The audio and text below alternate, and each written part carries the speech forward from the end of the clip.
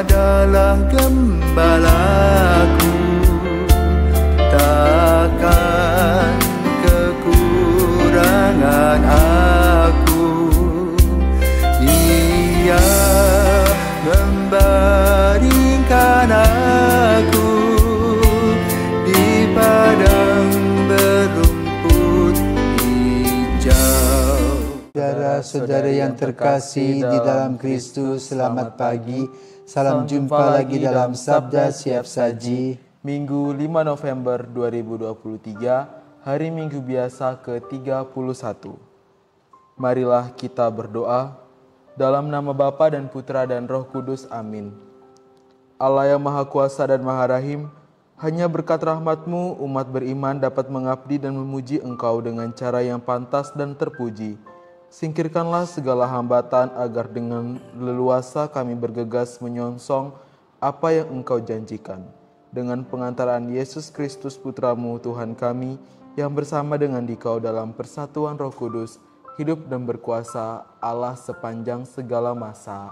Amin. Tuhan bersamamu Dan bersama rohmu. Inilah Injil Yesus Kristus menurut Matius. Dimuliakanlah Tuhan.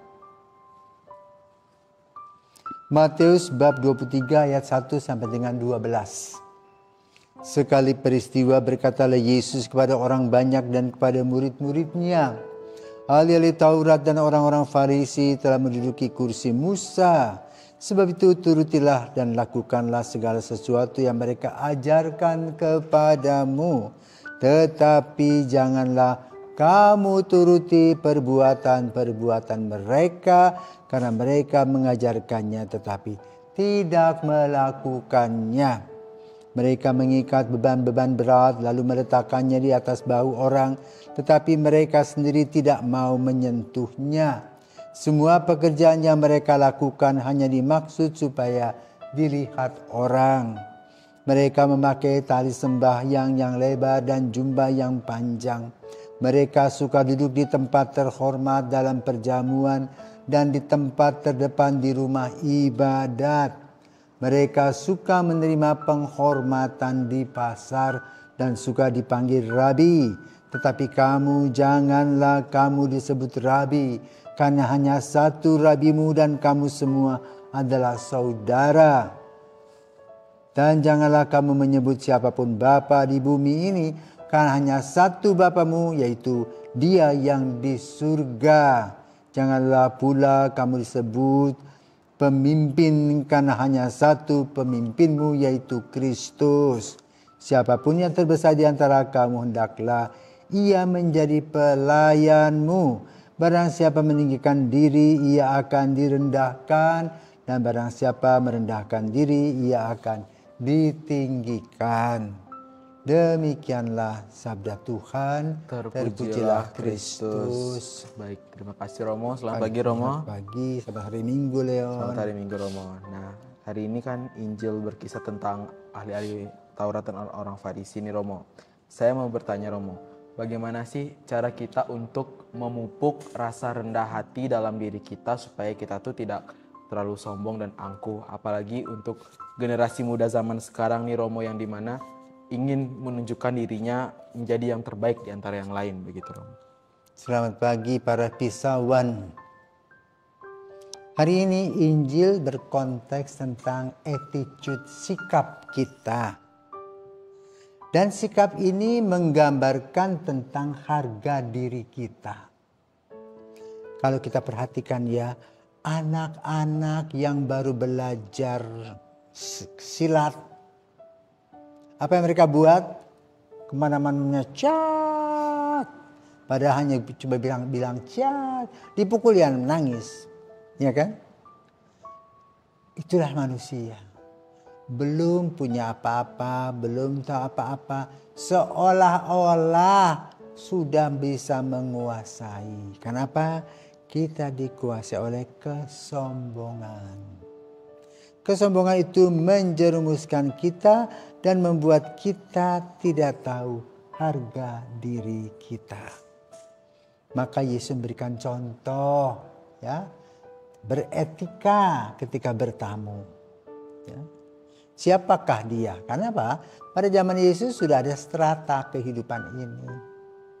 Ada strata bos, majikan, ada juga yang pegawai biasa, ada pegawai rendahan. Maka kita harus tahu di mana kita duduk, di mana kita berdiri, artinya tahu diri. Nah, itu menggambarkan seorang yang bijaksana supaya apa? Orang tidak merendahkan kita, melainkan orang bangga kepada kita. Tidak gampang ya, karena itu menyangkut harga diri kita. Tapi kita harus mengucap syukur kepada Yesus yang pada hari ini mengajarkan kepada kita untuk bisa melihat di manakah kita berada. Seperti kalau kita misalnya pergi ke mall ya. Kan mall itu ada 4-5 lantai. Kita mau ke sana sudah ada gambaran. Here you are. Di sini kamu. Ya. Tahu diri. Ya. Juga kalau kita mau belanja sama. Harganya mereknya sama. Yang KW, yang asli. Kita beli yang KW karena yang asli kita tidak mampu. Makan pun sama. Ya. Di hotel-hotel yang besar yang boleh katakan sekarang mungkin kelas 5, kelas 7 ya. Segelas cendol harganya 350.000 Pak. Kita biasa beli cendol harganya 10.000 ya kan. Jadi kalau kita makan 35 itu baru 350. Sama isinya nangka, ada esnya, ada buah atepnya, ya, ada coklatnya, nggak tahu pokoknya buah-buahan sama. Hanya yang kita makan kita sesuai dengan kondisi kita masing-masing. Maka mari belajar di manakah kita berada. Kalau kita sebagai pelajar belajar dulu lah, jangan usah tahu seperti dosen, ya, seperti itu. Kalau kita memang punya tugas sebagai A ya jadilah si A, jangan pura-pura jadi B, pemalsuan-pemalsuan. Inilah yang kira-kira perlu diperhatikan oleh kita sebagai seorang Kristiani agar kita terus dan tetap bermartabat sebagai pengikut Yesus yang melayani sesama, bukan jadi bos. Ya. Semoga kita diberkati. Selamat hari Minggu.